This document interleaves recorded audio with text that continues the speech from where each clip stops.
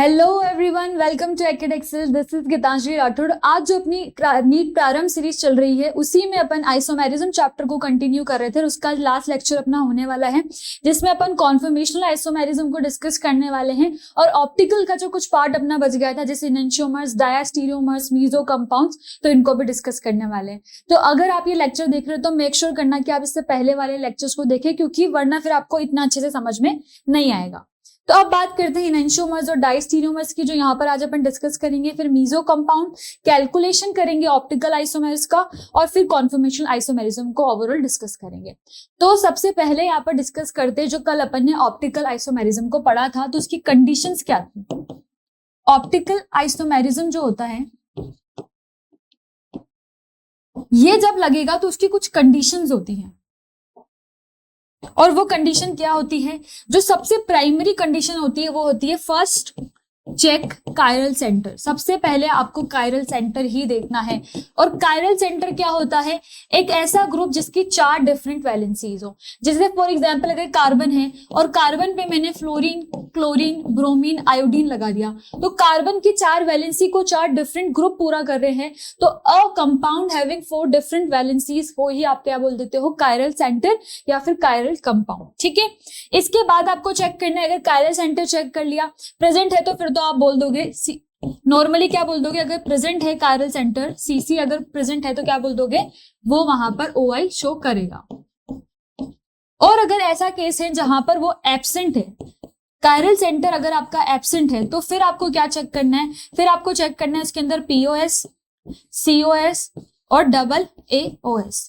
अगर इनमें से कुछ भी यहां पर प्रेजेंट नहीं है, सारे के सारे अगर यहां पर एब्सेंट है, तो आप बोल दोगे वो क्या करेगा, OI शो करेगा।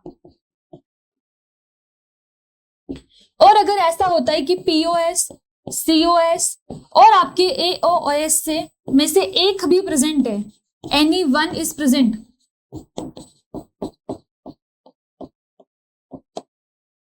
तो फिर आप क्या बोल दोगे, अगर इनमें से एक भी प्रेजेंट है तो ये क्या करेगा, यहां पर नॉट शो OI। तो ये कुछ केसेस है आपके जहां पर अपन ऑप्टिकल आइसोमेरिज्म को देखने के लिए अपन को ये सब चीजें करनी होती है। ठीक है, तो अब इसी के अंदर अपन पढ़ने वाले हैं एनेंटियोमर्स को। तो एनेंटियोमर्स क्या होते हैं, एनेंटियोमर्स बच्चों ऐसे कंपाउंड होते हैं, ऐसे स्टीरियो आइसोमर्स हैं which are mirror images to each other and not super impossible। मतलब ऐसी mirror images जो super impossible नहीं होती, मतलब आप इसको सिर्फ ये बोल सकते हो non super impossible mirror images, non super impossible mirror images, सिर्फ आपको ये देखना है। अब आपको कंफ्यूजन होगा मैम ये होता क्या है non super impossible mirror images. तो आइए एक एग्जांपल से देती हूँ, बहुत ही सिंपल बेसिक लाइफ में ऐसा एग्जांपल देखने को मिलेगा। जैसे P है, ठीक है, P के यहाँ पर मैंने मिरर लगा दिया। ठीक है, एक बड़ा सा अल्फाबेट लिखना, आप इसको जनरल लाइफ में भी प्रैक्टिस कर सकते हो। P लिखना एक प्लेन ऑफ पेपर पे, और इसको आप मिरर में देखना, वो आपको कुछ ऐसा दिखेगा, ऐसा ही दिखेगा P, उल्टा भी दिखेगा। अब अगर मैं बोलूं आपको क्या करना है, इन दोनों को सुपर इम्पोज करना है। फॉर एग्जाम्पल जैसे आप हैंड से भी समझ सकते हो, मान लो ये हैंड है, ठीक है, जब मैं इसको मिरर में देखूंगी तो ये कुछ ऐसा दिखेगा। अब मैं दोनों को सुपर इम्पोज करने जाऊंगी तो क्या होगा, एक तरफ ये वाला अंगूठा और ये वाला अंगूठा अलग दिखेगा, मतलब ये सुपर इम्पोज नहीं होती है। तो ऐसा ही इस केस में भी होता है। यहाँ पर जब आप क्या करोगे, इस P के ऊपर इस P को रखोगे, सुपर इम्पोज करने का मतलब क्या है, एक दूसरे के ऊपर इनकी परछाई आती है या नहीं। जैसे यहाँ पर आपने P रखा और मान लो ये जो येलो वाला P है, ये वाला जो मिरर इमेज बन गया है, उसको आप यहाँ रखोगे, तो ये सुपर इम्पोज हो रहा है क्या, नहीं हो रहा। यहाँ से आपको 2 अलग अलग चीजें मिल रही है। एक सुपर इम्पोज होने का मतलब क्या होता है वो भी समझा देती हूँ। जैसे कि यहाँ पर आपने क्या करा, फॉर एग्जाम्पल A लिया, ठीक है, A को आपने मिरर के अंदर देखा, जैसे ही A को मिरर के अंदर देखोगे तो वो ऐसा का ऐसा सेम दिखेगा। अब अगर मैं बोलूं इसको सुपर इम्पोज करके देखो, तो सुपर इम्पोज करोगे तो ये तो आपका A हो गया। अब जो आपका मिरर इमेजेस से ये वाला A आया है, इसको रखोगे तो ये पूरा एक दूसरे में क्या हो जाएंगे, सुपर इम्पोज हो रहे हैं। एक के ऊपर एक रखने से आपको दूसरी वाली जो चीज है वो नहीं दिख रही है, मतलब कि ये क्या हो रहे हैं, सुपर इम्पोज हो रहे हैं। तो इस केस में क्या हो रहा है, यहाँ पर आपको यही देखना है कि ऐसी मिरर इमेजेस आनी चाहिए जो नॉन सुपर इम्पॉसिबल हो। जो ये P वाला जो मैंने एग्जाम्पल दिया था ना, वैसी होनी चाहिए। एनेंटियोमर का एग्जाम्पल देती हूँ किसी कंपाउंड से, ताकि आपको क्लियरली समझ में आए। जैसे यहाँ पर आपने ले लिया COOH, ठीक है, एक तरफ आपने ले लिया यहाँ पर ब्रोमीन, आयोडीन, और यहाँ पर ले लिया आपने फ्लोरीन। ठीक है, अब क्या करा, इसको आपने यहाँ पर मिरर लगा दिया। अब मिरर में आपने इसी सेम चीज को देखा, तो मिरर में कैसी दिखेगी, ये COOH यहाँ पर आपको दिखेगा, ये फ्लोरीन होगा, इधर आपका आयोडीन होगा, इधर ये आपका जो डैश पे ब्रोमीन है और जो वेज पे आयोडीन है वो ऐसा का ऐसा ही रहेगा। ठीक है, अब जैसे आपने मिरर इमेजेस देखा तो आपने कहा ये नॉन सुपर इम्पॉसिबल है, इसके ऊपर इसको रखोगे तो एक ब्रोमीन और एक ब्रोमीन अलग अलग जाएंगे, मतलब ये कैसी इमेजेस हो गई, नॉन सुपर इम्पॉसिबल। और non super impossible mirror images आते ही क्या बोल दोगे आप, ये इनेंशियोमर्स हैं। अच्छा, एक बेसिक कंडीशन है, मैंने यहाँ पर लिखा था ऐसे स्टीरियो आइसोमर्स, इसका मतलब क्या होना चाहिए, उसमें ऑप्टिकल और ज्योमेट्रिकल वाली कंडीशंस होनी चाहिए। स्टीरियो आइसोमर्स में दोनों आते हैं। ठीक है, तो आपको ये चीज तो देखनी है कि उसमें कायरल सेंटर हो। ठीक है, कायरल सेंटर ना हो तो ज्योमेट्रिकल वाली कंडीशन हो, फिर आप उसके इनेंशियोमर्स को क्या देख सकते हो, या तो कायरल सेंटर हो या ज्योमेट्रिकल वाली कंडीशंस हो, और फिर आपको देखना है कि वो non super impossible mirror images है, उसी के बाद आप उसको बोल दोगे क्या हो गए वो इनेंशियोमर्स। तो ये बेसिक कंडीशन याद रखनी है कि इनेंशियोमर्स क्या होते हैं, स्टीरियो आइसोमर्स, मतलब आपको वहां पर ऑप्टिकल या ज्योमेट्रिकल वाली कंडीशंस को भी फुलफिल करना है साथ ही। ठीक है, तो ये चीज अपनी क्लियर हो गई कि इनेंशियोमर्स क्या होते हैं। अब यहाँ पर एक क्वेश्चन आता है कि मैम क्या हर बार हमको कोई कंपाउंड की मिरर बना के उसको मिरर के ऊपर रखना पड़ेगा, तो उसका आंसर है नहीं। इसका एक मैं आपको शॉर्ट ट्रिक देती हूँ, और ये ट्रिक क्या है बच्चों, आपको क्या करना है, जैसे आपको कोई कंपाउंड मिल गया, फॉर एग्जाम्पल आपको यहाँ पर मिल गया कंपाउंड CH3, यहाँ पर आपको दे दिया ब्रोमीन H, यहाँ पर दे दिया आयोडीन H, और यहाँ पर COOH लगा दिया। ठीक है, इसी का आपको क्या करा है, यहाँ पर इसको मिरर इमेज रखा है, और मान लो दो कंपाउंड दे दिया, आपको नहीं बताया मिरर इमेज है कि नहीं, आपको बताना है कि इनेंशियोमर्स उन दोनों में से ये इनेंशियोमर्स है या नहीं है, सिर्फ आपको इतना बताना है। ठीक है, यहाँ पर आपने I ले लिया, H ले लिया, यहाँ पर ब्रोमीन ले लिया, H ले लिया, और यहाँ पर आपका CH3 आ गया। अब इस कंपाउंड में आपको बोला गया है कि आपको बताना है कि क्या ये इनेंशियोमर्स है या नहीं है। अब आपको क्या करना पड़ेगा, आप मिरर लगा के देखोगे, फिर चेक करोगे, तो ऐसा प्रोसेस बहुत लेंथी हो जाएगा, और आधे से ज्यादा बच्चे इसमें क्या होते हैं, नहीं कर पाते। तो आपको क्या करना है, अपन ने प्रीवियस चैप्टर में पढ़ा था RS कॉन्फ़िगरेशन, पढ़ा था RS कॉन्फ़िगरेशन। ठीक है, पूरा देखा था किस तरीके से RS कॉन्फ़िगरेशन करते हैं। आपको सिर्फ प्रायोरिटी देनी है, और ये देखना है कि जो आपकी लोएस्ट प्रायोरिटी होगी वो किस पे होनी चाहिए, वो आपकी अवे फ्रॉम द ऑब्जर्वर होनी चाहिए। और फिर आपको 1 2 3 करोगे, क्लॉकवाइज आता है तो R, एंटी क्लॉकवाइज आएगा तो ये याद रखना, क्लॉकवाइज में R है और एंटी क्लॉकवाइज में S होता है। ठीक है, तो अब इसको आप RS कॉन्फ़िगरेशन असाइन करोगे। अगर एक का R आ गया, फॉर एग्जांपल मैंने इसकी बात करी, इसका मेरा कॉन्फ़िगरेशन R आ गया और इसका कॉन्फ़िगरेशन S आ गया। ठीक है, और मान लो मैंने यहां पर करा, इसका कॉन्फ़िगरेशन S आ गया, इसका कॉन्फ़िगरेशन R आ गया, तो मैं क्या बोल सकती हूँ, ये एक दूसरे की क्या हो जाएगी, मिरर इमेजेस, और non super impossible mirror images हो जाएगी, क्योंकि दोनों के डिफरेंट कॉन्फ़िगरेशन आ रहे हैं, मतलब वो RS को फॉलो कर रहे हैं, और फिर वो क्या हो जाएंगे, इनेंशियोमर्स हो जाएंगे। तो आपको ये मिरर वाली चीज से बचने के लिए क्या करना है, सिर्फ यहाँ पर ये दोनों चीजें करनी है, RS कॉन्फ़िगरेशंस निकालनी, जो कि अपन बहुत इजीली भी निकाल सकते हैं। क्या करना है, प्रायोरिटी चेक करनी है। जैसे अगर आप यहाँ पर देखोगे तो यहाँ पर आप प्रायोरिटी दोगे, ब्रोमीन फर्स्ट पे चल जाएगा, ये पूरा ग्रुप जो होता है ये नीचे वाला ये सेकंड पे चल जाएगा, और ये थर्ड पे चल जाएगा। फिर आप इसको क्लॉकवाइज देखोगे, एंटी क्लॉकवाइज देखोगे, और वहां से इसकी कॉन्फ़िगरेशन निकाल लोगे, और इस तरीके से आप बता दोगे कि वो इनेंशियोमर्स है या नहीं है। तो ये बात भी क्लियर हो गई कि इनेंशियोमर्स के लिए हमको कोई मिरर बनाने की जरूरत नहीं है, हम सिंपली RS कॉन्फ़िगरेशन से इसे फाइंड आउट कर सकते हैं। तो इनेंशियोमर्स की यहाँ पर कुछ बेसिक पॉइंट्स लिख लेते हैं, क्या क्या होते हैं इनेंशियोमर्स के बारे में, कि आप इसको RS कॉन्फ़िगरेशन से इजीली फाइंड आउट कर सकते हो। ठीक है, सेकेंड पॉइंट है, क्योंकि यहाँ पर आपने देखा ये ऐसी मिरर इमेजेस तो थी, मतलब बिल्कुल सिमिलर कंपाउंड्स थे दो। P की बात करें तो P और P दोनों सिमिलर ही है, तो यहाँ पर जो कंपाउंड्स लेंगे वो दोनों सिमिलर होते हैं। तो सिमिलर कंपाउंड होते हैं, मतलब यहाँ पर क्या बोल सकते हो आप, they enantiomers have same physical and chemical properties. Enantiomers have same physical properties, और फिजिकल प्रॉपर्टीज में आपकी क्या क्या चीजें आ जाएगी, बॉइलिंग पॉइंट हो गया, मेल्टिंग पॉइंट हो गया, लाइक क्या हो जाएगा आपका बॉइलिंग पॉइंट, मेल्टिंग पॉइंट, ठीक है, और भी बहुत सारी चीजें, रिफ्रैक्टिव इंडेक्स, ये सब क्या हो जाएंगे, इसके सिमिलर हो जाएंगे जैसे ही फिजिकल प्रॉपर्टीज सेम हुई। अब आप यहाँ पर एक और चीज देखोगे, जब भी अपन किसी कंपाउंड की बात कर रहे हैं, जैसे फॉर एग्जांपल ये कंपाउंड है, तो ये वाला जो कंपाउंड है ये प्लेन पोलराइज लाइट को थीटा डिग्री से घुमाएगा, और यहाँ पर डायरेक्शन अपन लिख देते हैं प्लस थीटा, और ये वाला जो है ये भी पीपीएल को क्या करेगा, माइनस थीटा से घुमाएगा। तो यहां से एक पॉइंट क्या आ जाएगा कि यहां पर आप एक पॉइंट लिख सकते हो कि इनेंशियोमर्स रोटेट, पीपीएल क्या है, प्लेन पोलराइज लाइट, पीपीएल क्या होता है, प्लेन पोलराइज लाइट। तो इनेंशियोमर्स जो है वो पीपीएल को रोटेट करते हैं इन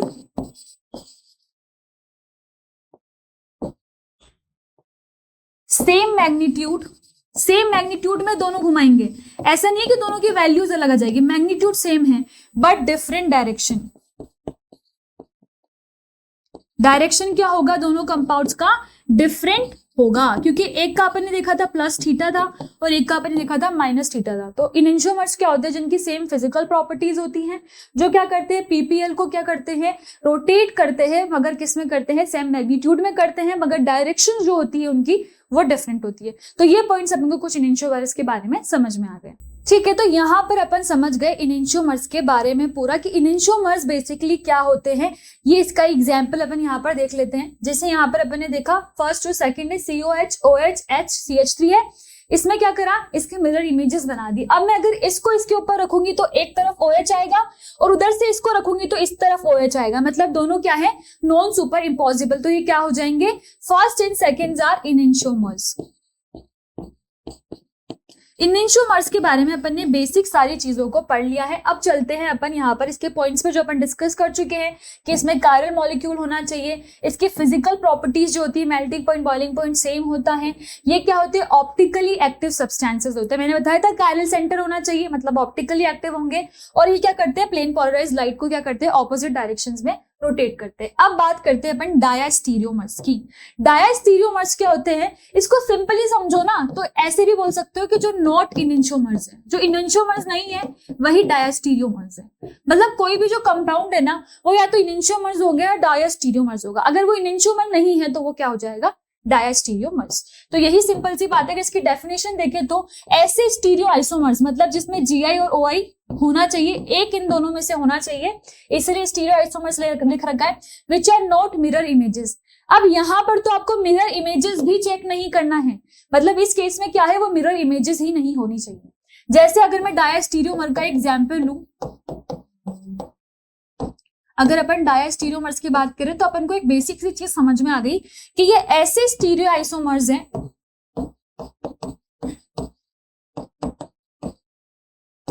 which are non mirror images, जहां पर मिरर इमेजेस ही नहीं होगी उन दोनों की। जैसे कि इसका सबसे बढ़िया एग्जाम्पल अगर मैं दूं आपको तो सबसे बढ़िया एग्जाम्पल हो जाएगा सिस ट्रांस, ज्योमेट्रिकल आइसोमेरिज्म है, मगर इन दोनों को अगर मैं मिरर यहां पर प्लेस कर दूं तो क्या ये मिरर इमेजेस हैं, ये तो बिल्कुल भी नहीं है मिरर इमेजेस। एक सिस फॉर्म में है, एक ट्रांस फॉर्म में है। तो नॉर्मल सी बात है, डायास्टीरियोमर्स क्या होंगे, ऐसे कंपाउंड जो स्टीरियो आइसोमेरिज्म शो करेंगे GI या OI, मगर वो एक दूसरे के मिरर इमेजेस नहीं होंगे। इसमें आप एक और एग्जांपल ले सकते हो, जैसे कि यहाँ पर अपन बात करें तो यहाँ पर है क्लोरीन, यहाँ पर है H, यहाँ पर भी है क्लोरीन H, और दूसरे कंपाउंड में आप क्या करोगे, क्लोरीन और H को क्या कर दोगे, ऑपोजिट डायरेक्शन में कर दोगे। अब अगर मैं यहाँ पर भी मिरर लगाऊं और चेक करूं कि दोनों मिरर इमेजेस है या नहीं है, तो नॉर्मल सी बात है, एक बार तो दोनों क्लोरीन अप है, एक बार क्लोरीन अप और डाउन है, तो वो मिरर इमेजेस नहीं होगा। मतलब अगर यहाँ से मैं मिरर इमेजेस लिखूं तो ये भी नहीं है, ये भी नहीं है, और मिरर इमेजेस नहीं आते ही आप उनको डायरेक्टली क्या बोल दोगे, ये क्या है, डायास्टीरियोमर्स। तो समझ में आ गया इनेंशियोमर्स और डायास्टीरियोमर्स क्या है। इनेंशियोमर्स जो होती हैं वो मिरर इमेजेस होती है, मिरर इमेजेस भी स्पेसिफिकली बात करें तो नॉन सुपर इम्पॉसिबल, और ये क्या होती है, इसमें तो मिरर इमेजेस ही नहीं होता है। अगर इसके यहाँ पर कुछ पॉइंट्स लिखे, जैसे अपन ने डायस्टीरियोमर्स की बात करी थी तो वैसे ही इनेंशियोमर्स की बात करी थी तो वैसे ही कुछ पॉइंट्स लिखे यहाँ पर, तो क्या क्या पॉइंट्स हो जाएंगे? सबसे पहली चीज तो हो जाएगी, सबसे पहली चीज क्या हो जाएगी, यहां पर हो जाएगा कि आपको क्या करना है, यहां पर डायस्टीरियोमर्स में they do not have same physical properties, इनकी फिजिकल प्रॉपर्टी सेम नहीं होगी, ठीक है। सेकेंड पॉइंट इनका जो हो जाएगा वो हो जाएगा दे can be separated, they can be separated bye distillation. Distillation सबको पता है, इतना जनरल सबने देख रखा है, 9th 10th सब जगह रिपीट भी होता है। डिस्टिलेशन में क्या करते हो बच्चों, आप क्या करते हो, हीट करके कंपाउंड का अलग करने की कोशिश करते हो। अब इनका अगर फिजिकल प्रॉपर्टीज, वहां पर इनिशियोमर्स की बात कर रहे थे जब अपन, तो अपन ने लिखा था उनकी जो फिजिकल प्रॉपर्टीज है वो सेम है, यहाँ पर लिखा था क्या है, सेम फिजिकल प्रॉपर्टीज है। तो यहां से आप एक पॉइंट ऐड कर सकते हो कि they can not be separated bye distillation.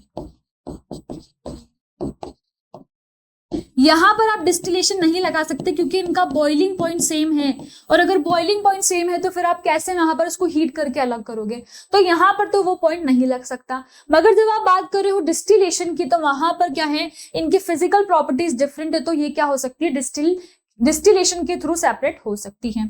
फिर अपन अगर देखें तो ये क्या होती है, ये भी ऑप्टिकली एक्टिव होगी, या तो ज्योमेट्रिकल शो करेगी या ऑप्टिकल आइसोमेरिज्म शो करेगी। तो ऐसा भी हो सकता है कि ऑप्टिकली एक्टिव हो या इनएक्टिव हो, ठीक है, दोनों ही हो सकता है। It can be optically active और इनएक्टिव। अच्छा, इसमें एक और चीज है, जैसे उसको अपन आर और एस कॉन्फ़िगरेशन से समझ रहे थे ना, तो इसमें भी आप क्या कर सकते हो, आर और एस निकालोगे और अगर सेम कॉन्फ़िगरेशन आ जाए तो वो क्या हो जाएंगे, आपके डायस्टीरियोमर्स हो जाएंगे। जब अपन उन कंपाउंड्स की बात करें, अगर सेम कॉन्फ़िगरेशन आ गया तो डायस्टीरियोमर्स है, ऑपोजिट आ गया तो इनेंशियोमर्स है, ठीक है। इतना बेसिक सी चीज अपन समझ गए। अब जैसे यहाँ पर एग्जाम्पल की बात हो रही है और एग्जाम्पल में आपको डायस्टीरियोमर्स दे रखे हैं, यहाँ पर आप देखोगे तो OH है, OH है, OH है, OH है, ऑपोजिट साइड लगा दिया। मतलब एक जगह जो है आप देखोगे यहाँ पर एक जो है आपका पूरा सिमिलर आ रहा है, और एक केस में क्या हो गया, कॉन्फ़िगरेशन डिफरेंट हो गई। तो यहाँ पर ये मिरर इमेजेस तो नहीं है, ये क्या है, नॉन मिरर इमेजेस है, ठीक है। तो डायस्टीरियोमर्स क्या है, ऐसे स्टीरियो आइसोमर्स जो एक दूसरे के मिरर इमेजेस नहीं हो सकते। यहां तक सिमिलर दिख रहा था आपको, इस पॉइंट तक ये दोनों क्या है, सिमिलर हैं, मगर यहां पर आते ही कॉन्फ़िगरेशन एक कार्बन की चेंज हो गई, तो ये क्या हो गए, नॉन मिरर इमेजेस हो गए। इनको अपन क्या बोल देंगे, डायस्टीरियोमर्स, ठीक है। इसके पॉइंट डिस्कस करेंगे वही, इनकी जो फिजिकल प्रॉपर्टीज होती है वो डिफरेंट होती है, जिसमें melting point, boiling point, densities होती है, और they can be separated by crystallisation, distillation, ठीक है। ओके, नेक्स्ट बात करते हैं आइडेंटिकल की। तो अब अपन बात कर रहे थे आइडेंटिकल जो आइसोमर्स होते हैं। अपने आइडेंटिकल का मतलब क्या है, ऐसे स्टीरियो आइसोमर्स जिनकी जो मिरर इमेजेस है वो सुपर इम्पोज हो जाएगी। जैसे अगर अपन ए की बात कर रहे थे, अगर इन दोनों के बीच में मिरर लगा दिया तो ये क्या हो रही थी, सुपर इम्पोज हो रही थी। तो ये दोनों कैसे केसेस है, इसमें भी ये दिख रहा है, इसमें भी दिख रहा है, तो क्या बोल दोगे, आइडेंटिकल केसेस है, ठीक है। कोई भी एग्जांपल ले सकते हो, आपको आइडेंटिकल ही रखना है। जैसे COH ले लिया आपने, ये OH हो गया, H हो गया, इधर भी OH हो गया, H हो गया, और यहाँ पर CH2OH हो गया, और इसी का सिमिलर केस लोगे तो वो क्या हो जाएगा, आपका आइडेंटिकल केस बन जाएगा, ठीक है। तो आइडेंटिकल में तो इतना कुछ देखना ही नहीं है। फिर यहाँ पर कुछ एग्जांपल्स दे रखे हैं आपको, जिसमें जैसे ये फर्स्ट दे रखा है, सेकंड दे रखा है। अब देखना है यहाँ पर जो Cl यहाँ पर था, इसी का जस्ट ऑपोजिट हो गया, ठीक है। मतलब ये ऑब्वियस सी बात है, मिरर इमेजेस बन गया। मिरर इमेजेस बनने के बाद में अगर मैं इसके ऊपर इसको रखूं तो Cl इस तरफ आएगा। इसको इमेजिन करो, इस कंपाउंड के ऊपर अगर मैं इस कंपाउंड को रखूं तो Cl इस तरफ आएगा, तो ये क्या है, नॉन सुपर इम्पॉसिबल। तो फिर इनको क्या बोल देंगे अपन कि फर्स्ट सेकंड क्या है आपका, इनेंशियोमर्स, क्योंकि ये दोनों क्या है, non super impossible mirror images.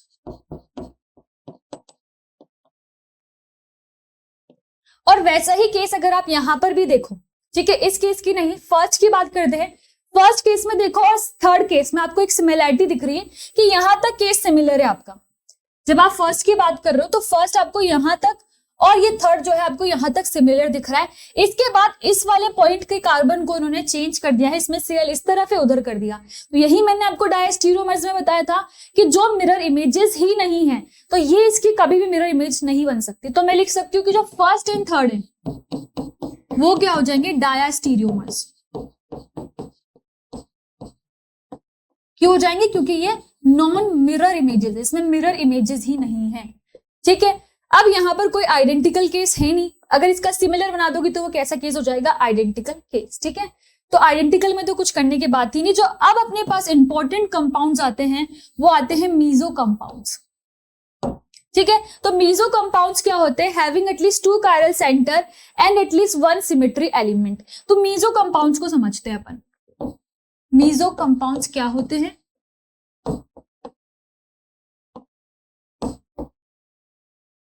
चलो यहां पर एग्जांपल लेते हैं। फॉर एग्जांपल यहां पर मैंने एक COH लिया, यहां पर क्या करा, वही OH OH, और यहां पर भी मैंने क्या कर दिया, COOH ही ले लिया। H है। अब मान लो यहां पर मैंने क्या करा, एक अगर मैं यहां पर चेक करूं तो यहां पर कितने कायरल सेंटर होने चाहिए, मीजो के लिए कंडीशंस है कि 2 कायरल सेंटर होने चाहिए और एनी 1 सिमेट्री एलिमेंट प्रेजेंट होना चाहिए, एनी 1 सिमेट्री एलिमेंट्स। एक कोई सा भी सिमेट्री एलिमेंट किस किस में से, POS COS या फिर डबल AOS में से कोई सा भी एक सिमेट्री एलिमेंट आपका प्रेजेंट होना चाहिए। और प्रेजेंट होते ही आप क्या बोल दोगे कि यहां पर क्या है, मीजो कंपाउंड है। अब देखो इस कंपाउंड की बात करते हैं। सबसे पहले चेक करना है अपन को 2 अपने पास कायरल सेंटर जो आपको क्लियरली दिख रहे हैं, 2 कायरल सेंटर है। ठीक है, फिर अपन को क्या चेक करना था, प्लेन ऑफ सिमेट्री। बहुत इजीली दिख रही है ये POS। कैसे, क्योंकि यहां से देखोगे तो 2 इक्वल पार्ट्स में डिवाइड हो गई। वही बताया था मैंने POS के केस में कि जब आप बीच से उसको कट करो तो 2 इक्वल पार्ट्स में डिवाइड हो जाए तो वो क्या होता है, प्लेन ऑफ सिमेट्री POS, जो कि आपको क्लियरली इस केस में दिख रही है। इसको यहां से कट करोगे तो ये वाला पार्ट और ये वाला पार्ट सिमिलर है। फिर इन कंपाउंड्स को आप क्या बोल सकते हो, जिनके अंदर 2 कायरल सेंटर हो और एक कोई सा भी सिमेट्री एलिमेंट्स हो, तो आप क्या बोल दोगे, वो क्या है, मीजो कंपाउंड्स।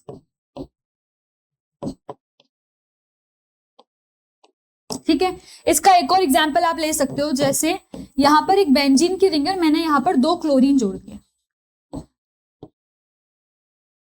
अगर मैं इस क्लोरीन में बात करूं तो यहां पर भी मेरे को देखूं तो 2 कायरल सेंटर दिख रहे हैं, प्लस इससे यहां पर एक POS दिख रहा है। मतलब ये भी कैसा कंपाउंड हो गया, एक मीजो कंपाउंड हो गया। तो मीजो के बारे में सिर्फ अपन को 2 चीज चेक करनी है, क्या था कि एक तो कायरल सेंटर देखना है कि 2 कायरल सेंटर हो, और दूसरी चीज में अपन को कोई भी सिमेट्री एलिमेंट मिल गया तो अपन बोल देंगे वो मीजो कंपाउंड है। तो आइए मीजो कंपाउंड के कुछ पॉइंट्स लिखते हैं। सबसे पहली चीज आ गई, सबसे पहला पॉइंट मीजो कंपाउंड के बारे में जो है वो क्या होगा कि आपने जब देखा यहां पर क्या कर रहे थे अपन, मीजो कंपाउंड वाले केस में आपको एक चीज समझ में आई जब अपन ने पढ़ा, इसका एग्जाम्पल जो अपन ने देखा, यहां पर देखोगे तो ये क्या कंपाउंड है, इसमें POS आ गया। और मैंने क्या बताया था, जब भी POS COS डबल AOS में से एक भी आ जाए तो उस कंपाउंड को क्या बोल दोगे, ऑप्टिकली इनएक्टिव, क्योंकि वो क्या कर रहा है, ऑप्टिकली इनएक्टिव हो जाएगा। तो ये कंपाउंड जो है आपका ये क्या हो जाएगा, optically inactive. Meso compounds are optically inactive.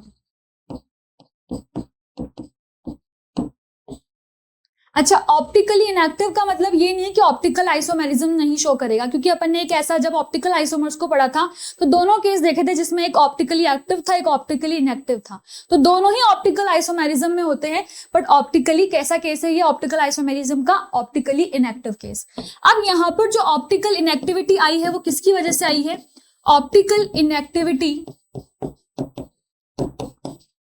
Is due to, किसकी वजह से आई है, इंटरनल कंपनसेशन हो रहा है। देखो इंटरनली यहां पर POS था, एक मॉलिक्यूल के अंदर दूसरा अपन को मॉलिक्यूल नहीं लाना पड़ा, जो अपन सारे केस में पढ़ रहे थे, इनेंशियोमर्स, डायस्टीरियोमर्स, आइडेंटिकल, सबके पेयर्स थे।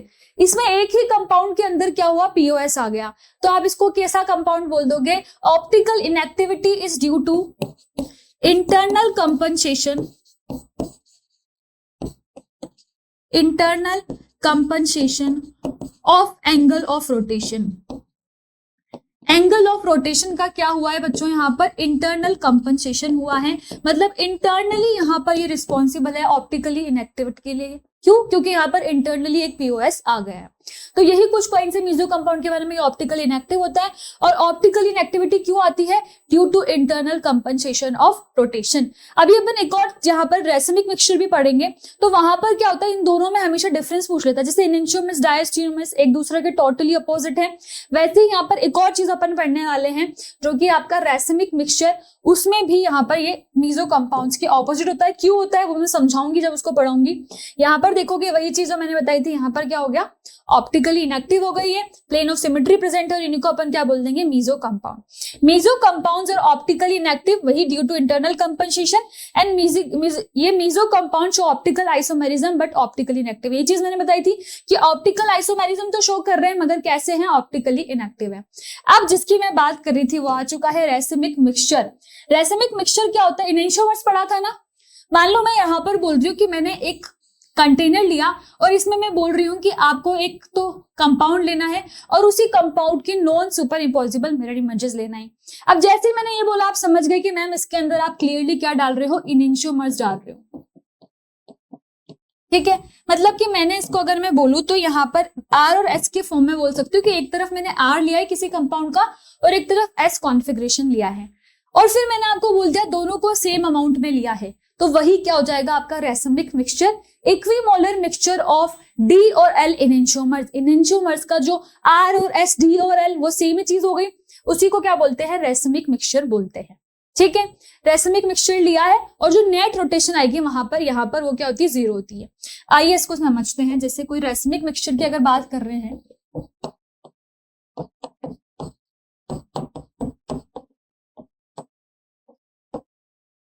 ठीक है, इसका एग्जाम्पल लेके समझते हैं। तो एग्जाम्पल में आपने यहाँ पर COH लिया है, यहाँ पर OH है, H है और CH2OH है। ये केस जब अपने D और L पढ़ा था तब भी पढ़ा था। यहाँ पर COH है और इस बार क्या है, OH इस तरफ है और CH2OH है। तो जो वो लिख रखा है ना DNL आइसोमर्स, वो इसी के लिए लिख रखा है क्योंकि OH क्या है, राइट हैंड साइड पे है। राइट हैंड साइड पे क्या बोल देंगे, इसको D बोल देते हैं, और लेफ्ट हैंड साइड पे क्या बोल देते हैं, L बोल देते हैं। और ये दोनों क्या है, एक दूसरे के इनएंशियोमर्स हैं। मैंने क्या करा है, इसका भी 1% लिया है, मतलब इसका भी अगर कुछ X% लिया है तो इसका भी X% लूंगी, मतलब इक्विमोलर प्रोपोर्शन है, दोनों ही सेम प्रोपोर्शन में लिया है। अब यहाँ पर क्या होता है, इन दोनों को जैसे मैंने सेम प्रोपोर्शन में लिया है तब क्या होता है, ये ऑप्टिकली इनएक्टिव हो जाता है। अब ये क्या है, ऑप्टिकली इनएक्टिव हो गए। इनएंशियोमर्स जब मैं पढ़ा रही थी तब मैंने आपको एक चीज भी पढ़ाई थी कि अगर मैं इसको बोल रही हूँ कि ये प्लस थीटा से रोटेट हो रहा है और अगर मैं इसको बोलूं कि ये माइनस थीटा से रोटेट हो रहा है, तो अगर मैं यहां से दोनों का सेम प्रोपोर्शन ले रही हूं तो यहाँ पर नेट रोटेशन कितना हो जाएगा, 0।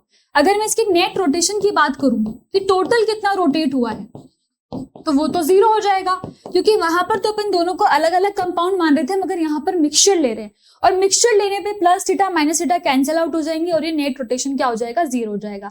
तो यही चीज लिख रखी है यहाँ पर, क्या बोल रखा है कि रेसिमिक मिक्सचर जो होता है वो ऑप्टिकली इनएक्टिव होता है, वही डीएल कॉन्फ़िगरेशन, और यहाँ पर नेट रोटेशन क्या है, 0 हो गई। अब जैसे मीजो के कंपाउंड में, मीजो के बारे में अपन ने कुछ चीजें लिखी थी, वैसे ही अगर यहाँ पर अपन देखें तो सबसे पहला पॉइंट जो हो जाएगा यहाँ पर रेसिमिक मिक्सचर का, सबसे पहला पॉइंट क्या हो जाएगा कि ये ऑप्टिकली इनएक्टिव है। और मीजो कंपाउंड्स भी क्या थे, ऑप्टिकली इनएक्टिव थे। ऑप्टिकली इनएक्टिव कंपाउंड्स को अपन एकायरल भी बोल सकते हैं, ये बात भी अपन ने प्रीवियस लेक्चर में पढ़ी है कि एकायरल क्या होते हैं। ठीक है, अब यहाँ पर एक और चीज आ गई कि यहाँ पर क्या हुआ है, ऑप्टिकली इनएक्टिविटी जो हुई है वो किसकी वजह से हुई है, एक्सटर्नल कंपनसेशन की वजह से। क्योंकि आपने क्या करा है, यहाँ पर थीटा दोनों अलग अलग कंपाउंड्स है, दोनों के अलग अलग एक्सटर्नल रिएजेंट है। एक्सटर्नल क्यों है, क्योंकि दो अलग अलग कंपाउंड की बात कर रहे हैं। वहां पर क्या था, एक ही कंपाउंड के अंदर पीओएस आ गया था जिसकी वजह से इनएक्टिविटी हुई थी, तो वहां पर इंटरनल हो गया था। तो इस केस में अपन क्या बोल देंगे, optical inactivity is due to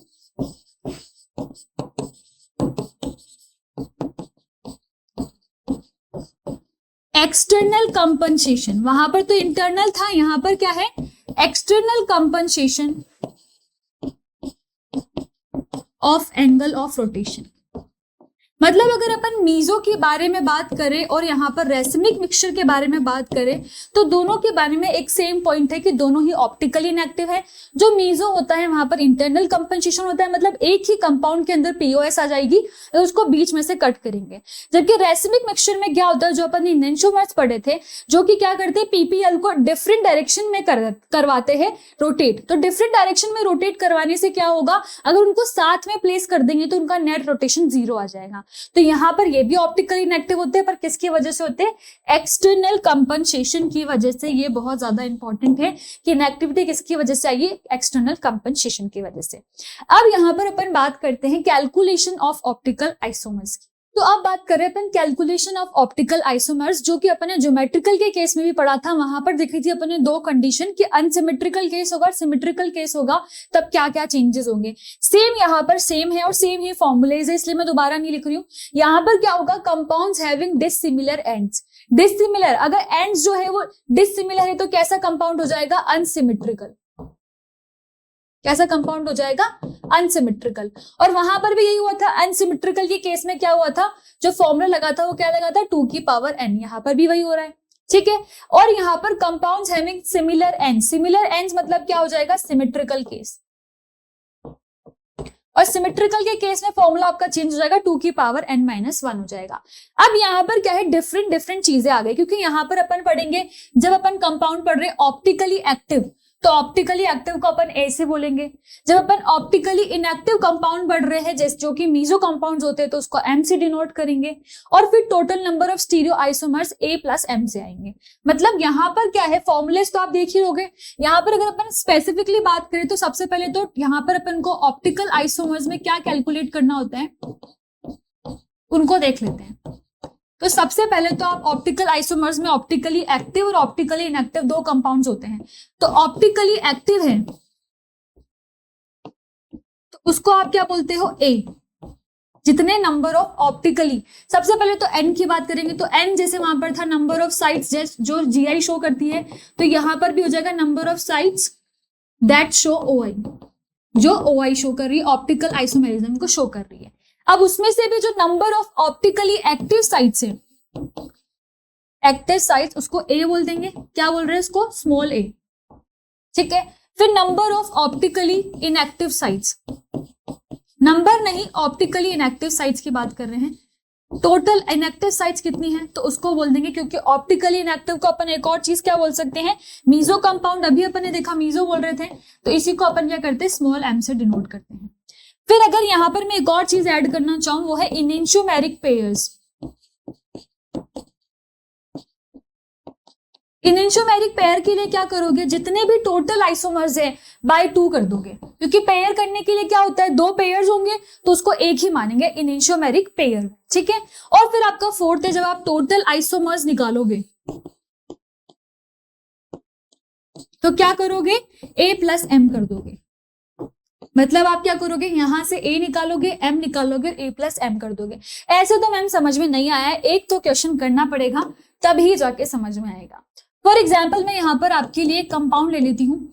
एक यहाँ पर आपने क्या करा है, ठीक है, यहाँ पर आपने Cl लगा दिया, ठीक है। और मैं बोल रही हूँ इस कंपाउंड के लिए आपको ऑप्टिकल आइसोमर्स कैलकुलेट करने हैं, इसके ओआई बताने हैं, ठीक है। अब ओआई के लिए आप क्या करोगे, पहले ए निकालोगे, एम निकालोगे, फिर इनेंशियोमेरिक पेयर्स निकालोगे। तो इसको मैं इस तरीके से लिख देती हूँ कि ये क्या है, यहाँ पर CH3 है, यहाँ पर इथाइल है, यहाँ पर Cl है, यहाँ पर H है।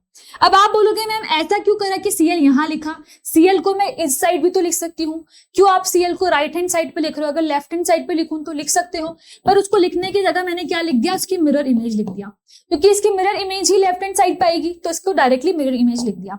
तो अगर यहाँ से मैं ए निकालू ऑप्टिकली एक्टिव साइट्स, तो वो कितनी आ जाएगी, यहाँ पर आप देखोगे तो ये एक दूसरे के मिरर इमेजेस आएंगी, तो ये ऑप्टिकली एक्टिव होगी, इनमें कोई भी पीओएस सीओएस नहीं लग पाएगा। एक तरफ CH3 इथाइल है, कहीं से भी पीओएस नहीं लगेगा, तो ए क्या आ जाएगा इसका 2। ए कितना आ जाएगा 2। अगर यहां से M निकालोगे ऑप्टिकली इनएक्टिव साइट्स, क्योंकि कहीं पर भी सिमिलैरिटी है ही नहीं, तो ऑप्टिकली इनएक्टिव साइट्स क्या आ जाएगी, 0 आ जाएगी। फिर आप यहाँ पर इनेंशियोमेरिक पेयर्स देखोगे, तो मैंने क्या बोला था, पेयर निकालने के लिए क्या करना होता है, a/2 करना होता है। तो 2/2 करोगे तो यहां से एनिंटियोमेरिक पेयर कितना आ जाएगा, 1 आ जाएगा। अब अगर मैं आपसे टोटल आइसोमर्स पूछूं कि टोटल कितने हैं, टोटल के लिए क्या करना था, a+m करना था। तो a+m मतलब 2+0, तो टोटल भी कितना आ जाएगा, 2 ही आ जाएगा। तो यहाँ पर ये चीजें होती हैं। इस तरीके से कंपाउंड में, किसी भी कंपाउंड में अपन OI और टोटल आइसोमर्स को कैलकुलेट कर सकते हैं। मगर एक चीज ध्यान रखनी है, क्योंकि ये फॉर्मूलेस से मैं नहीं बता रही हूँ, तो इसका मतलब ये नहीं कि फॉर्मूलेस नहीं पढ़ने हैं, क्योंकि फॉर्मूलेस कहीं बार क्या होगा, वो डायरेक्ट आपको MCQ दे देगा और पूछ लेगा इसका फॉर्मूला क्या है। तो फॉर्मूलेस पढ़ने हैं, याद रखना, पर अगर जब लगाने की बारी आए तो लगाना मत, क्योंकि लगाने में क्या बहुत टाइम कंज्यूम होगा। चलो एक और एग्जाम्पल की बात करते हैं यहाँ पर, ठीक है। एक और एग्जाम्पल लेते हैं। यहां पर आपने ले लिया क्लोरीन और यहां पर ले लिया ब्रोमीन, ठीक है, CH3 है। चलो ऐसा करते हैं, फर्स्ट केस में अपन दोनों क्लोरीन ही लेते हैं, ठीक है। अब यहां पर आपने क्लोरीन ले लिया, यहां पर क्लोरीन ले लिया और यहां पर CH3 ले लिया।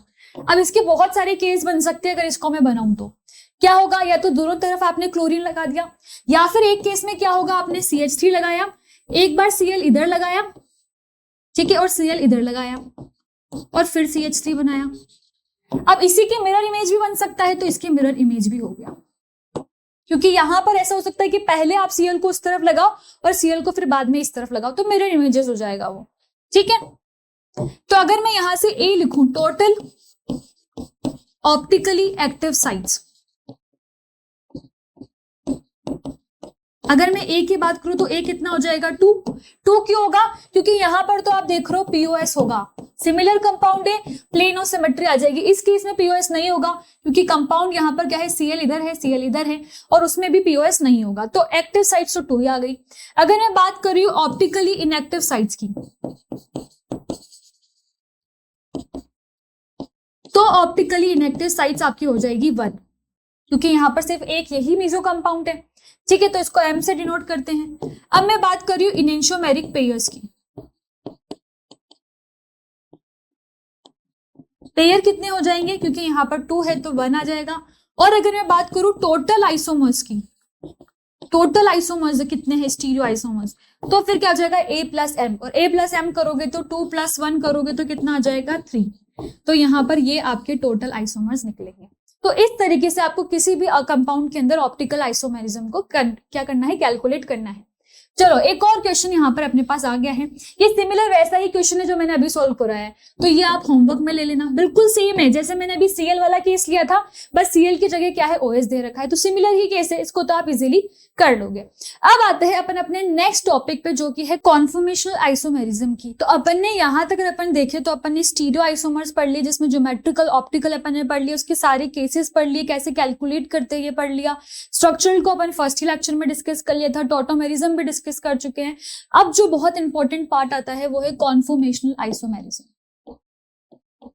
ठीक है। इसको समझते ये क्या होता है, वही अरेंजमेंट ऑफ क्या है, एटम्स है इन स्पेस, क्योंकि ये सब क्या स्टीरियो आइसोमर्स का पार्ट है, तो स्पेस में ही बात होती है यहाँ पर। फ्रॉम द फ्री रोटेशन और अराउंड CC बॉन्ड, यहाँ पर क्या हो रहा है ना बच्चों, CC बॉन्ड के अराउंड रोटेशन हो रही है, मतलब यहाँ पर एक बॉन्ड है, ये सिंगल बॉन्ड, और इस सिंगल बॉन्ड के अराउंड ही रोटेशन हो रही है, ये क्या हो रहा है, रोटेट हो रहा है। अब इसको ना आप ऐसे समझ सकते हो, यहाँ पर अगर अपन बात कर रहे हैं कॉन्फॉर्मेशन में, कॉन्फॉर्मेशनल आइसोमेरिज्म को समझ सकते हो क्यों हो रहा है ये। अगर यहां पर बात करें कॉन्फॉर्मेशनल आइसोमेरिज्म की, ठीक है, तो सबसे पहला पॉइंट तो है ये क्यों हो रहा है, it arises due to free rotation, free rotation की वजह से ही हो रहा है अराउंड सिंगल बॉन्ड,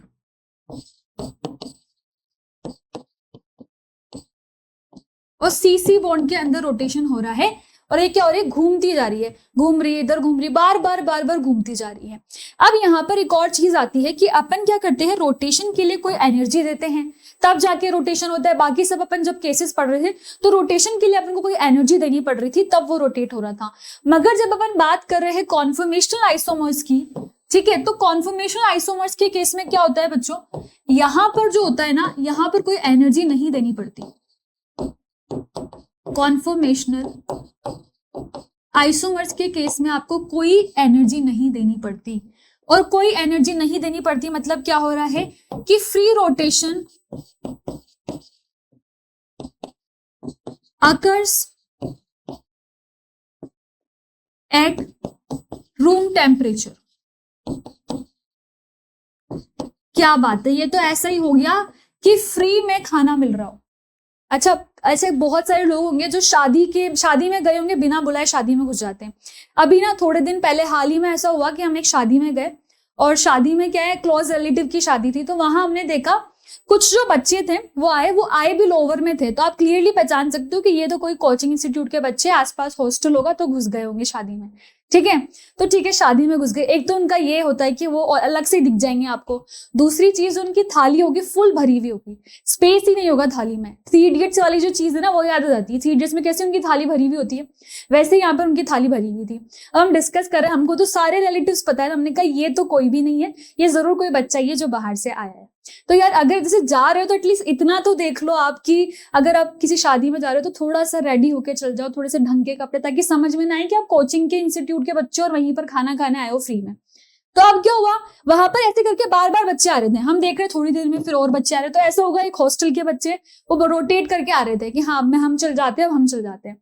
तो ऐसे क्या हो रहा था, फ्री में खाना मिला, कितनी बार भी खा लो, फ्री में मिल रहा है, कुछ नहीं हो रहा। वहां पर शादी में गए आपने, इवन उन्होंने तो इतनी भी मेहनत नहीं करी कि कपड़े ढंग के पहन लिए, वो तो लोअर में ही आ गए थे, तो सिर्फ क्या कर रहे हैं वहां पर, फ्री में खाना खाने चले गए। तो ऐसा ही कॉन्फर्मर के केस में भी होता है। ये सिंपल एक मॉलिक्यूल है, पड़ा हुआ है, इथेन का मॉलिक्यूल है मान लो, ठीक है।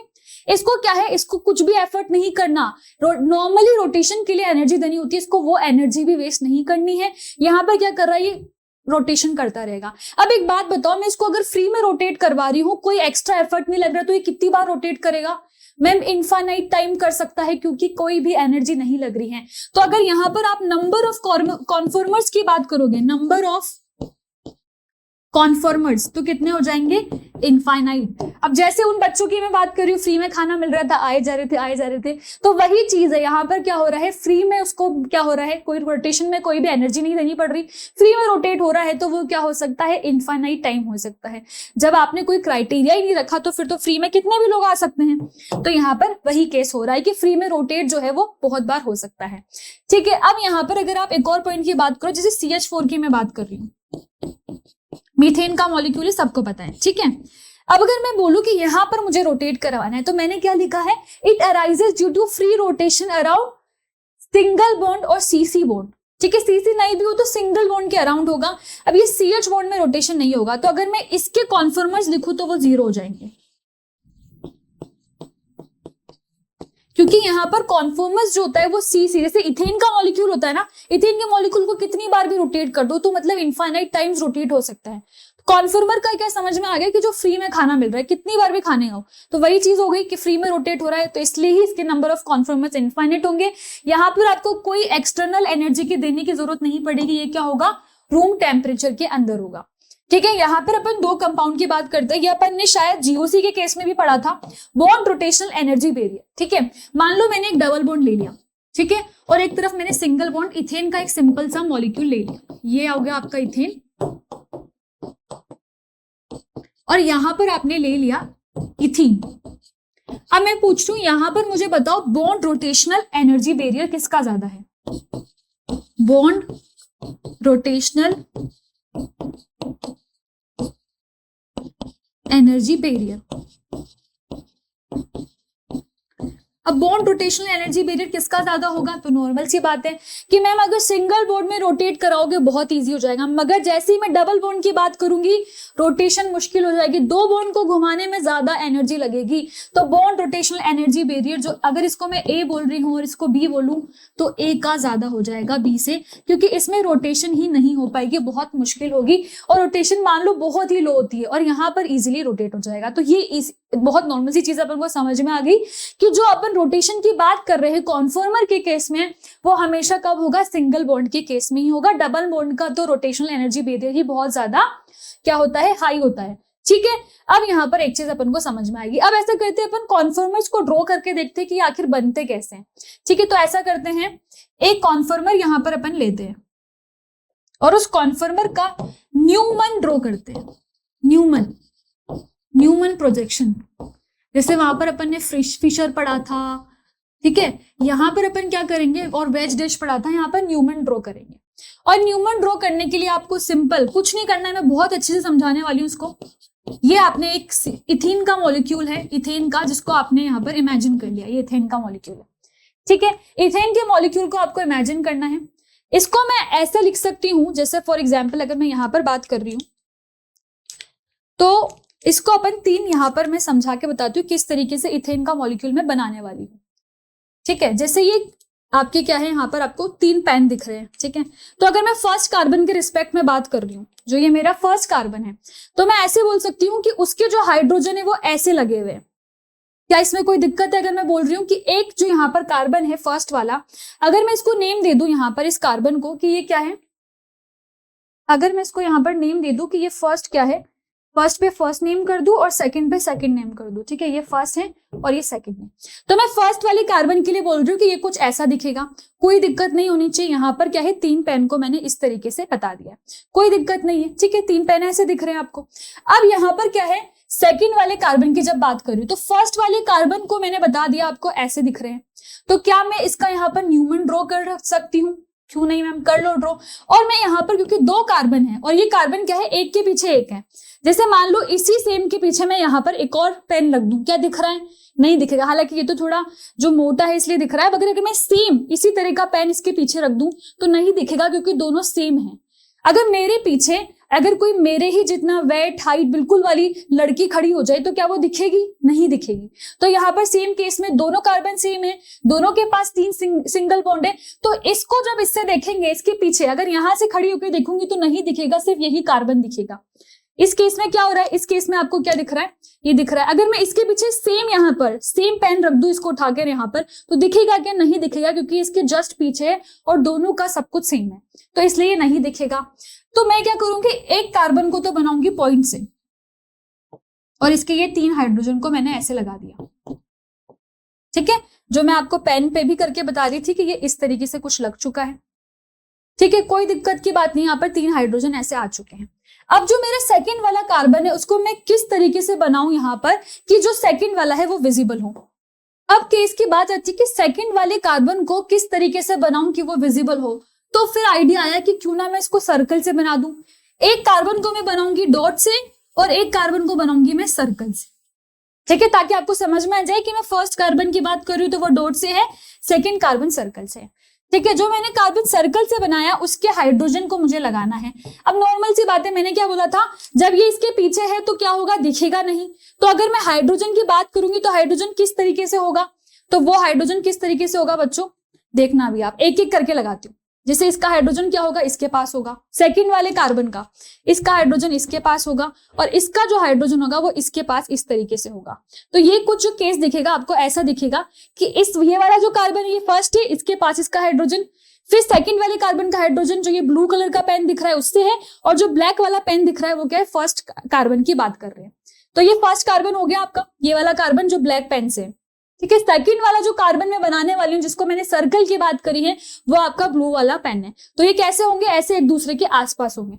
इसी को ड्रॉ कर देती हूँ। यहाँ पर मैंने क्या करा, व्हाइट वाले से ड्रॉ करती हूँ, कलर भी अलग अलग।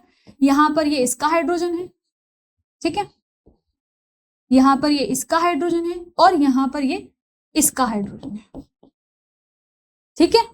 तो यहां से आपको क्या समझ में आ गया कि इनके जो हाइड्रोजन होंगे वो इस तरीके से होंगे, आसपास, बिल्कुल पास पास, बिल्कुल पास पास। यहाँ पर ये थोड़ा सा दूर चला गया है, यहाँ पर इसका हाइड्रोजन होगा। यही केस दिख रहा है आपको, बिल्कुल आसपास इनके क्या है, हाइड्रोजन है, ठीक है। अब ये वाला केस तो समझ में आ गया। अब मैंने क्या करा, मैं बोल रही हूँ कि इन दोनों हाइड्रोजन के बीच का, ये जो मैंने 2 हाइड्रोजन लिए हैं, इन दोनों के जो पास पास है बिल्कुल, इन दोनों के बीच का जो एंगल है उसको मैं क्या बोल दूंगी, डायहेड्रल एंगल। मतलब यहाँ पर जो इन दोनों के बीच का एंगल है उसको मैं क्या बोल रही हूँ, dihedral angle, dihedral angle. Theta से इसको रिप्रेजेंट करेंगे। और मैंने बोल दिया क्योंकि ये इतने पास है, ये क्या है, एक दूसरे के इतने पास है कि यहाँ पर जो एंगल होगा वो 0 होगा। तो यहाँ पर डायहेड्रल एंगल कितना है, 0 है, ये मैंने बोल दिया। अब मैंने क्या करा, अब मैंने बोला कि मैम यहाँ पर तो डायहेड्रल एंगल 0 आ रहा है, पर अगर मैं इसको 60 डिग्री पे घुमाऊं तो क्या होगा? तो 60 डिग्री पे घुमाने पे ये कार्बन, ये हाइड्रोजन यहाँ आ जाएगा, ये हाइड्रोजन इधर चल जाएगा और ये हाइड्रोजन यहाँ आ जाएगा। कुछ ऐसा ही आपका केस बनेगा जब आप इसको 60 डिग्री पे रोटेट करोगे। ये जो हाइड्रोजन था यहाँ वाला, ये इधर आ जाएगा, ठीक है, ये वाला हाइड्रोजन थोड़ा इधर आ जाएगा और ये वाला हाइड्रोजन थोड़ा इधर आ जाएगा। तो ये इस तरीके से आपको कुछ केस दिखेगा जब आप इसको बनाओगे 60 डिग्री पे, तो ये ऐसे दिखेगा। जैसे अगर मैं यहाँ पर आपको ड्रॉ करके बताऊं तो ये दोनों क्या है, आपस में क्या होंगे, इक्विलिब्रियम में होंगे। तो येलो वाला येलो से ही ड्रॉ करेंगे अपन। जैसे ये वाला तो फिक्स है अपना, ये जैसा था वैसा का वैसा रखा है। देखो ब्लैक वाले की पोजीशन मैंने सिमिलर रखी, उसको मैं चेंज ही नहीं कर रही हूँ, ब्लैक वाला सेम है। अब जो मेरा सर्कल वाला व्हाइट वाला हाइड्रोजन था उसको मैंने 60 डिग्री पे घुमाया है। अगर मैंने उसको 60 डिग्री पे घुमाया तो एक यहाँ आ जाएगा, एक यहाँ आ जाएगा और एक यहाँ आ जाएगा। ऐसे 6 हाथों वाला आपको सीन दिखेगा, जो मैंने यहाँ बना के आपको बता दिया किस तरीके से दिखेगा। ऐसा ही दिख रहा है, बिल्कुल सिमिलर केस। तो यहाँ पर क्या होगा, अब डायहेड्रल एंगल जो है वो चेंज हो गया। पहले तो डायहेड्रल एंगल क्या था, 0 आ गया था। अब अगर मैं डायहेड्रल एंगल की बात करूं तो वो कितना आ जाएगा, 60 डिग्री। तो यहां से अगर आप देखें तो जो इसका डायहेड्रल एंगल है वो 60 डिग्री रोटेशन पे कितना आ जाएगा, 60 डिग्री। ठीक है, अब यहां से आपको एक चीज समझ में आ गई कि जब अपन ने हाइड्रोजन को पास पास रखा तो डायहेड्रल एंगल 0 है, और यहाँ पर क्या आ गया, डायहेड्रल एंगल 60 डिग्री, जब 60 डिग्री पे रोटेशन करा दिया। अब कुछ बच्चे ऐसे होंगे कि मैम 60 ही क्यों करवाया, क्यों आपने स्पेसिफिक 60 करवाया? तो यार एक बात बताओ मुझे, इस कार्बन की अपन बात करें, अगर इसको मैं ऐसे ड्रॉ कर लेती हूँ, यहाँ पर वही पॉइंट है, यहाँ पर एक जो कार्बन है जिसको अपन पॉइंट से रिप्रेजेंट कर रहे हैं, और एक जो कार्बन है उसको अपन सर्कल से रिप्रेजेंट कर रहे हैं। अब मुझे यहाँ पर एक पॉइंट बताओ, अगर मैं इसको इतना नीचे ले जाऊं तो यहां से रिपल्जन नहीं लगेगा इस हाइड्रोजन का, और अगर मैं इसको इतना पास रख रही हूं तब तो मुझे पता है रिपल्जन बहुत ज्यादा होगा, क्योंकि दोनों क्या है, दोनों हाइड्रोजन एक दूसरे के पास है, और दोनों से क्या होगा, रिपल्जन लगेगा, और जो रिपल्जन होगा वो बहुत ज्यादा हाई होगा, क्योंकि दोनों क्या है, इतने पास है कि दोनों को स्पेस ही नहीं मिल रहा है, तो रिपल्जन बहुत ज्यादा हाई है, और हाई रिपल्जन की वजह से यहाँ पर क्या हो जाएगा, ये लेस स्टेबल हो जाएगा। तो आपने इस रिपल्जन को हटाने के लिए इसको क्या करा, 60 डिग्री पे करा, मतलब इस हाइड्रोजन को यहां से पकड़कर यहां कर दिया। ये मान लो हाइड्रोजन है तो यहां था, इसको पकड़ के यहां कर दिया, ताकि ना तो इस वाले हाइड्रोजन का रिपल्जन लगे ना ही इस वाले हाइड्रोजन का रिपल्जन लगे। तो फिर इसीलिए 60 डिग्री एंगल पे घुमाया है। अगर इससे ज्यादा घुमाओगे तो ये वाला हाइड्रोजन रिपल्जन करेगा, इससे ज्यादा कम रखोगे तो ऊपर वाला रिपल्जन करेगा। तो बीच में क्या होगा, ना तो इसका रिपल्जन लगेगा ना इसका रिपल्जन लगेगा, मतलब लगेगा भी सही तो कम लगेगा। तो यहाँ पर आप बोल सकते हो कि लेस रिपल्जन, और लेस रिपल्जन की वजह से ये कैसा केस हो जाएगा, मोर स्टेबल। कैसा केस हो जाएगा, मोर स्टेबल। तो अब यहां पर आप एक चीज समझ गए कि जब अपन ने जो हाइड्रोजन है उनको पास पास में रखा था तो क्या हो रहा था, रिपल्जन वहां पर क्या होता, बहुत ज्यादा हाई हो रहा था, ये एक दूसरे पर रिपल्जन लगा रहे थे।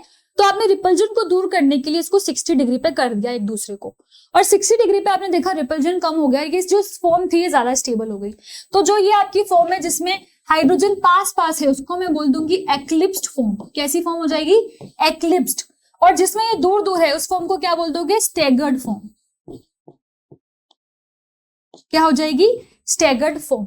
तो अपन ने देखा यहाँ पर कि जब भी अपन इथीन के कॉन्फॉर्मर्स को ड्रॉ कर रहे थे तो अपन ने क्या देखा, यहाँ पर इथीन के कॉन्फॉर्मर्स को एक बार और ड्रॉ करके देख लेते हैं। इथेन के केस में अपन बात कर रहे हैं, और यहाँ पर आप क्या करोगे, इसके कॉन्फॉर्मर्स को ड्रॉ करोगे। तो इथेन का वही केस है, हाइड्रोजन हाइड्रोजन हाइड्रोजन लगा है, यहाँ पर भी हाइड्रोजन हाइड्रोजन हाइड्रोजन लगा है। एक को अपन को डॉट से रिप्रेजेंट करना था और एक को अपन को सर्कल से रिप्रेजेंट करना था। एक डॉट से रिप्रेजेंट हुआ, इसके हाइड्रोजन ऐसे होंगे, इस तरीके से होंगे, कैसे एंगल पे है, 120 डिग्री के एंगल पे। ठीक है, फिर आपने क्या करा, यहीं पर जो दूसरा कार्बन था उसको सर्कल से रिप्रेजेंट करा, और उसके जो हाइड्रोजन है वो इसके पास होंगे, यहाँ पर इसके पास होगा और यहाँ पर इसके पास होगा, ऐसे उसके हाइड्रोजन को लगा दिया। और इस फॉर्म को आपने क्या बोल दिया, ये कैसी फॉर्म है, एक्लिप्स्ड फॉर्म है, जिसमें क्या है, हाइड्रोजन पास पास है, और जो यहाँ पर इनका एंगल है डायहेड्रल एंगल, जो दोनों हाइड्रोजन के बीच का एंगल होता है उसे क्या बोलते हैं, डायहेड्रल एंगल। ये जो डायहेड्रल एंगल है वो यहाँ पर 0 है। मगर यहाँ पर एक दिक्कत आ रही थी, वो हो रही थी कि रिपल्जन यहाँ पर ज्यादा है क्योंकि हाइड्रोजन क्या है, पास पास थे। तो इस रिपल्जन को दूर करने के लिए आपने क्या करा, इसमें इसके ही इक्विलिब्रियम में रखते हुए जो हाइड्रोजन है उसको रोटेट कर दिया, और रोटेट करके क्या हुआ है, यहाँ से 60 डिग्री पे वो रोटेट हो चुके हैं। तो ये वाला पॉइंट वाला तो आपका सेम रहेगा हाइड्रोजन, इसको हिलाना नहीं है, एक पॉइंट को फिक्स रखना है। दूसरे को जैसे ही आपने करा तो यहाँ पर ये 60 डिग्री पे यहाँ पर हाइड्रोजन आ गया, एक यहाँ आ गया, एक यहाँ पर आ गया। तो अब जो इसका डायहेड्रल एंगल था वो कितना आ गया, थीटा 60 डिग्री। और इस फॉर्म को क्या बोलेंगे, स्टैगर्ड फॉर्म। यही अपन ने पढ़ा है अभी तक, इस फॉर्म को क्या बोल रहे हैं, स्टैगर्ड फॉर्म। और यहां पर अपन ने देखा कि जो अपन को एक दिक्कत हो रही थी कि दोनों हाइड्रोजन को पास रखने से यहाँ पर रिपल्जन बहुत ज्यादा था, तो ये रिपल्जन वाली दिक्कत यहाँ हट गई। यहाँ क्या है, लेस रिपल्जन है। और लेस रिपल्जन होगा तो वो कैसा सिस्टम हो जाएगा, ये मुझे बताने की जरूरत नहीं है। जहां पर स्टीरिक क्राउडिंग नहीं होती इसको क्या बोलते हैं, मोर स्टेबल सिस्टम। कैसा सिस्टम हो जाता है वो, ज्यादा स्टेबल। और ये वाला सिस्टम कैसा हो जाएगा, लेस स्टेबल। मतलब यहां पर मैंने सिर्फ ये करा है, जब मुझे न्यूमन के प्रोजेक्शन ड्रॉ करने हैं, ये क्या है न्यूमन, तो न्यूमन जब मुझे ड्रॉ करना है तो मुझे सिर्फ ये ध्यान रखना है कि 2 या 2 से ज्यादा भी कार्बन, जैसे अभी तो अपन इथीन की गैस की बात कर रहे हैं, अगर मैं यहाँ पर प्रोपेन की बात करूं तब भी सेम करना है, और अगर मैं यहाँ पर ब्यूटेन की बात करूं तब भी सेम करना है। क्या करना है, एक कार्बन, वहां पर 2 कार्बन के रिस्पेक्ट में बात होगी, एक को पॉइंट रखना है, एक को क्या करोगे आप, सर्कल रखोगे। दोनों के जो हाइड्रोजन है पहले उनको पास पास बनाओगे, क्योंकि ऐसी स्टेट में ये पास पास ही होते हैं। सिर्फ आपको क्या दिखेगा, एक कार्बन ही दिखेगा, ये वाला पीछे वाला जस्ट इसके ऑपोजिट होगा, इसलिए नहीं दिखेगा। तो आपने वही स्टेट बना दी, उसको आपने इक्लिप्स बोल दिया। सेकंड में आपने क्या करा, इसके रिपल्जन को दूर करने के लिए 60 डिग्री पर रोटेट करा, और वहां पर आपने देखा कि बहुत स्टेबल स्टेट आ रही है, उसको आपने स्टेगर्ड बोल दिया। तो इतना अपन को समझ में आ गया कि इथीन के अपन ने कॉन्फॉर्मर्स कैसे ड्रॉ करने हैं, और ये दोनों चीज समझ में आ गई। अब आपके मन में पॉइंट आया कि मैम अपन इसको अगर 45 डिग्री रोटेट कर दे, या फिर आया कि 75 डिग्री रोटेट कर दे तो क्या होगा। तो बच्चों ऐसे तो मैंने आपको क्या बोला था कि न्यूमन के इनफाइनाइट कॉन्फॉर्मर्स हो सकते हैं। तो अपन को जो 2 पढ़ने हैं कॉन्फॉर्मर्स, वो कॉन्फॉर्मर्स कौन से होंगे अपने, जो 2 कॉन्फॉर्मर्स अपन पढ़ेंगे वो होंगे आपके स्टैगर्ड, सॉरी इक्लिप्स पहले और फिर स्टैगर्ड। पहले क्या आएगा, इक्लिप्स्ड, और फिर आएगा आपका स्टैगर्ड। ठीक है, फिर अपन को क्या करना है, यहां पर बाकी के rest of the conformers are called, जो बाकी के रेस्ट इनको क्या बोल देंगे, स्क्यू फॉर्म, स्क्यू कॉन्फॉर्मर्स बोल देंगे। सिर्फ इन दोनों को ही अपन डिटेल में पढ़ेंगे, क्योंकि अपन ने यहां पर देखा कि एक बार ज्यादा रिपल्जन है और एक बार क्या है, लेस रिपल्जन है और ज्यादा स्टेबल सिस्टम है। तो इन दोनों को डिटेल में पढ़ेंगे, बाकी के सारों को क्या बोल देंगे कि वो क्या है, स्क्यू है, स्क्यू फॉर्म्स है और स्क्यू कॉन्फॉर्मर्स है। ठीक है, तो यही कुछ डिटेल अपन ने कॉन्फॉर्मर्स के बारे में देखी। कॉन्फॉर्मर्स के इनफाइनाइट कॉन्फॉर्मर्स हो सकते हैं, मगर जो 2 अपन को पढ़ने हैं वो है इक्लिप्स, स्टैगर्ड, और बाकी के सबको अपन स्क्यू फॉर्म बोल देंगे। अब यहाँ पर जो पॉइंट आता है बच्चों, वो यहाँ पर आता है कि अपन यहाँ पर इसका एनर्जी प्रोफाइल डायग्राम बनाकर देखेंगे, और फिर बताएंगे कि कौन कौन से जो अपने कॉन्फॉर्मर्स हैं वो ज्यादा स्टेबल है। तो अब इसका एनर्जी प्रोफाइल डायग्राम देखेंगे, उससे पहले एक बार जो अपन ने कॉन्फॉर्मर्स की डेफिनेशन देखी थी उसको दोबारा देखेंगे। वही चीज है, सिंगल बॉन्ड के अराउंड रोटेशन होगी, इसको कॉन्फॉर्मेशन बोल देते हैं। और वही मैंने बताया, अगर थीटा डिग्री पे आपने रोटेट किया तो इस तरीके से वो कुछ दिखेगा। ये वाली जो फॉर्म है ये भी मैं पढ़ाऊंगी। पहले ऐसा करते हैं, इसको ही डिस्कस कर लेते हैं, जो आपकी शोहर्स फॉर्म होती है। ठीक है, तो पहले अपन इसको डिस्कस कर लेते हैं। जैसे यहां तक आपने न्यूमन प्रोजेक्शन ड्रॉ करना सीख लिया था। अब यहाँ पर बात करते हैं शोहर्स, शोहर्स। ठीक है, शोहर्स में क्या होता है, शोहर्स में क्या होगा बच्चों, जो आपने यहाँ पर न्यूमन के अंदर देखा ना, न्यूमन के अंदर क्या हो रहा था, ये वाला कार्बन था, इस वाले हाइड्रोजन और इस वाले ये जो कार्बन है और ये वाला जो कार्बन है, एक सर्कल वाला और एक पॉइंट वाला जो कार्बन है, इन दोनों को आपने ऐसे अलग कर दिया। ये जिस फॉर्म में अभी दिख रहे हैं ना, ऐसे इसको अलग कर दिया, तो उसको क्या बोल देंगे, शोहर्स। यहाँ पर तो क्या है, ये दोनों साथ में है, ऐसे आगे पीछे, अब आपने इसको ऐसे अलग कर दिया। तो ऐसे अलग करने पे ये कैसे दिखेंगे, उसी फॉर्म को अपन ड्रॉ कर रहे हैं, जो कि है इसकी शोहर्स फॉर्म। ठीक है, तो यहाँ पर क्या होगा, जो अपना पॉइंट वाला था, और यहाँ पर क्या था, एक सर्कल वाला था। इसी हाइड्रोजन को जैसे मैंने यहाँ पर ड्रॉ कर दिया, ये आपका ये वाला हाइड्रोजन है और आपका इसके पीछे जो है ये वाला हाइड्रोजन है। ये आपकी बन गई सोहर्स फॉर्म। ठीक है, ये क्या है, सोहर्स फॉर्म है। और किसकी है ये, एक्लिप्स की। एक्लिप्स का सोहर्स प्रोजेक्शन है ये, एक्लिप्स फॉर्म का। और ये किसकी बात हो रही है, ये तो मुझे बताने की जरूरत ही नहीं है। यहाँ पर क्या है, 2 कार्बन है, तो कौन सा हो जाएगा, इथेन की बात हो रही है। इथेन के केस में ही अपन बात कर रहे हैं। इथेन का ये क्या है, एक्लिप्स फॉर्म है। और कौन से फॉर्म की बात कर रहे हैं, सोहर्स की। अब न्यूमन अपन ड्रॉ कर रहे हैं। अब यहाँ पर एक और ड्रॉ करनी होगी, जो कि कौन सी फॉर्म होगी, आपकी स्टेगर्ड फॉर्म। अब स्टेगर्ड फॉर्म को ड्रॉ करने के लिए अपन को पता है, अपन ने क्या देखा था, उसमें जो अपने एंगल्स थे वो 60 डिग्री पे थे। तो यहाँ पर जो पॉइंट वाला है, वो तो पॉइंट आपका हाइड्रोजन ऐसे के ऐसे एज इट इज रहेगा। अब जब अपन सर्कल वाले हाइड्रोजन की बात करेंगे, तो वो वहां पर 60 डिग्री पे था, तो यहाँ पर भी 60 डिग्री पे होगा। तो ये कुछ ऐसा दिखेगा, एक हाइड्रोजन ऐसे, एक हाइड्रोजन ऐसे और एक हाइड्रोजन ऐसे। तो ये आपका बन गया सोहर्स फॉर्म, जिसमें एक को तो आपने ऐसे अलग कर दिया, ये जो पॉइंट और सर्कल था, और जिसमें दोनों हाइड्रोजन का सेम कॉन्फ़िगरेशन थे, दोनों आसपास थे, तो ऐसे दिखेंगे। मगर यहाँ पर आपने 60 डिग्री पे सर्कल वाले हाइड्रोजन को रोटेट किया था, तो वो कुछ इस तरीके का दिखेगा। तो ये आपका सोहर्स प्रोजेक्शन होता है। ठीक है, अब यहाँ पर आपको एक क्वेश्चन दे रखा है, और क्वेश्चन में पूछा है, बताना है ये इनमें से कौन कॉन्फॉर्मेशनल आइसोमेरिज्म शो करेगा। सबसे पहले फर्स्ट की बात करते हैं। CH4 तो मैंने ऑलरेडी बता दिया था, 0 शो करता है, तो ये तो होएगा ही नहीं, पॉइंट में ही नहीं आ रहा है।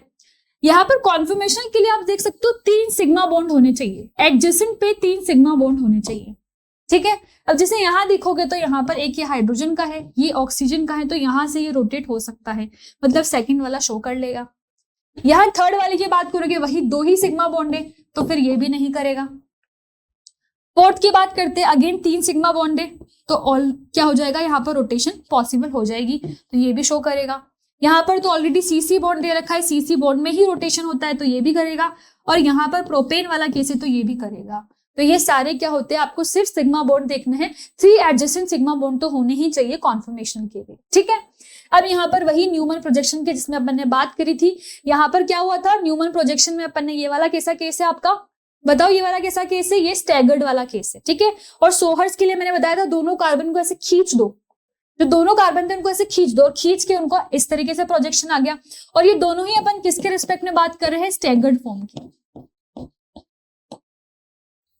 स्टैगर्ड फॉर्म का ये तो हो गया न्यूमन प्रोजेक्शन, ये हो गया सोहर्स प्रोजेक्शन, और ये उसका हो गया वेज डैश फॉर्मूला। ठीक है, देखो आपको दिख रहा है यहाँ पर न्यूमन कैसा है, अपन ने देखा था, और फिर यहाँ पर सोहर्स, ये भी मैंने बना के दिखाया था, और फिर ये इसका वेज और डैश। यहाँ पर जो थीटा होता है, डायहेड्रल एंगल, वो कितना होता है, 60 डिग्री होता है, ये मैंने बताया था। स्टैगर्ड फॉर्म में जो थीटा होता है, दोनों कार्बन के हाइड्रोजन के बीच का जो एंगल होता है, वो क्या होता है, 60 degree. For conformation analysis, a special type of structure formula is convenient to use, जिसको अपन न्यूमन प्रोजेक्शन फॉर्मूला बोलते हैं, और दूसरे को सोहर्स फॉर्मूला बोलते हैं। दोनों को कैसे ड्रॉ करते हैं मैं बता चुकी हूँ। ठीक है, अब यहाँ पर क्या आता है, न्यूमन के बारे में अपन ऑलरेडी बात कर चुके हैं।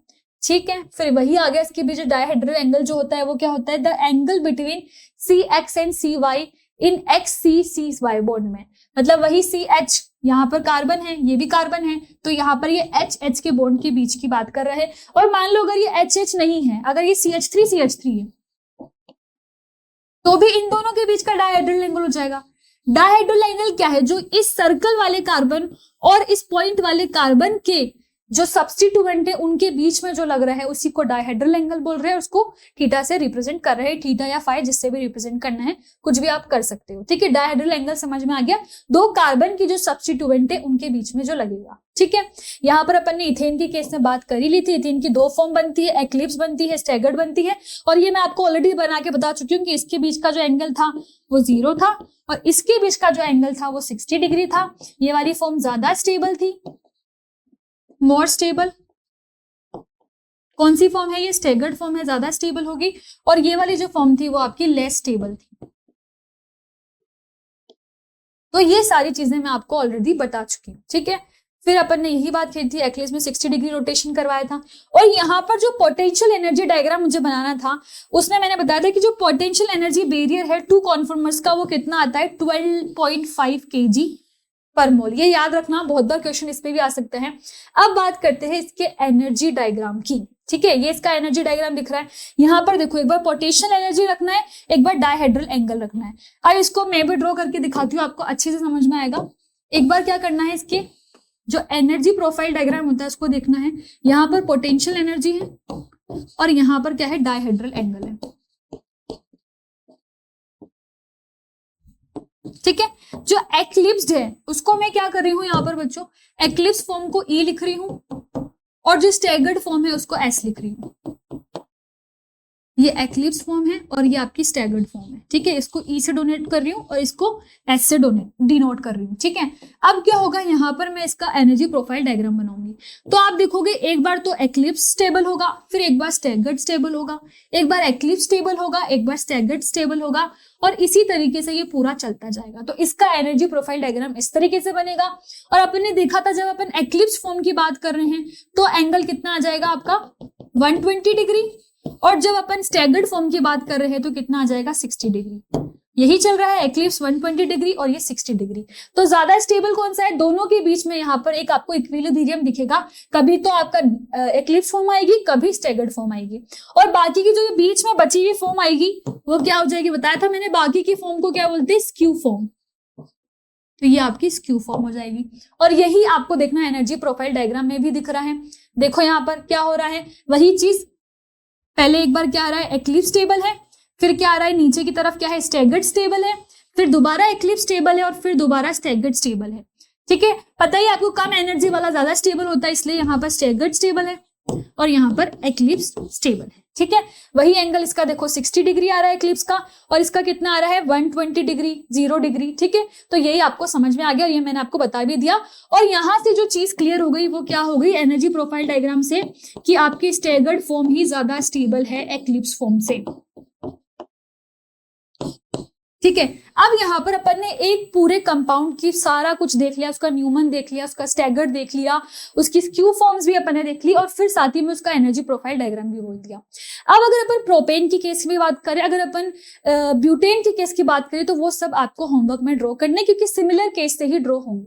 ठीक है, जैसे यहाँ पर अगर अपन प्रोपेन की केस में बात कर रहे हैं, वही दे दिया, प्रोपेन वाला केस दे दिया। प्रोपेन में क्या होंगे, आपके 3 कार्बन होंगे।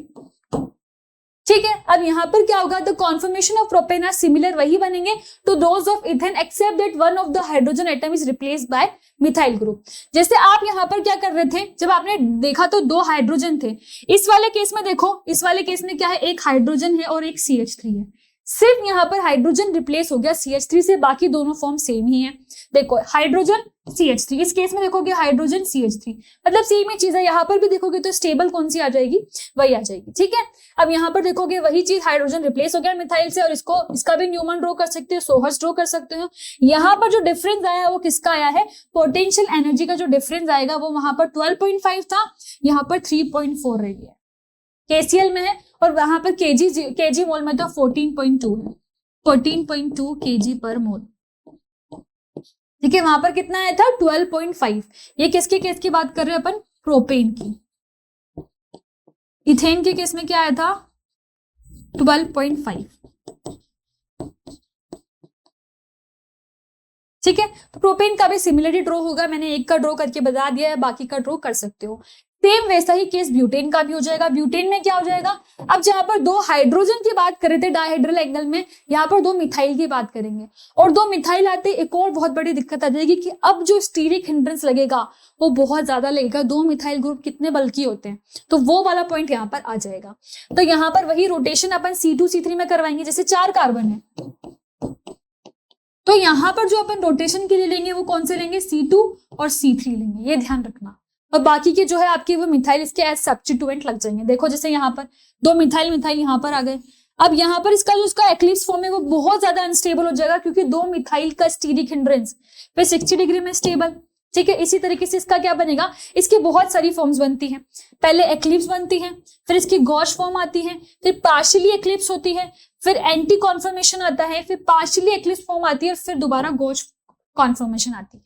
ठीक है, तो ये चीज यहाँ पर ध्यान रखनी है। और उससे भी ज्यादा इंपॉर्टेंट है जो इनका स्टेबिलिटी डायग्राम बनेगा। तो सबसे पहले एंटी सबसे ज्यादा स्टेबल है, फिर गॉच है, गॉच फॉर्म, फिर पार्शियली एक्लिप्स्ड,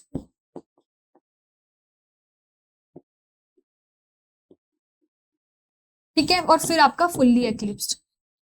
तो ये बहुत बार वो पूछ भी लेता है डायरेक्टली, तो ये चीज याद रखनी है। ड्रॉ करोगे तो ऑलरेडी समझ में आएगा कौन सी फॉर्म ज्यादा स्टेबल है। जैसे इसमें बात करेंगे CH3 पास में आ रहा है, तो ये एक्लिप्स फॉर्म फुल्ली एक्लिप्स्ड वाली, तो ये वाली क्या हो गया आपकी लास्ट आ गई। क्यों लास्ट आ गई? क्योंकि CH3 का यहाँ पर बहुत ज्यादा क्या हो रहा है, यहाँ पर स्टीरिक हिंड्रेंस लगेगा। फिर गोज फॉर्म है, तो गोज फॉर्म में आप देखो यहाँ पर 60 डिग्री पे आ गए।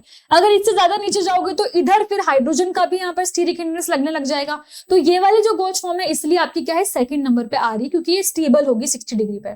फिर अगर आप देखो यहाँ पर पार्शियली एक्लिप्स जो है आपकी, यहाँ पर देखो CH3 और H है, यहाँ पर CH3H है, यहाँ पर भी HH है, मतलब यहाँ पर दो CH3 का नहीं लग रहा है स्टीरिक हिंड्रेंस, किसका लग रहा है, CH3 और H का लग रहा है। तो स्टीरिक हिंड्रेंस कम होगा बाकी के कंपैरिजन में, इसीलिए पार्शियली एक्लिप्स को अपन ने यहाँ पर थर्ड नंबर पे रखा है।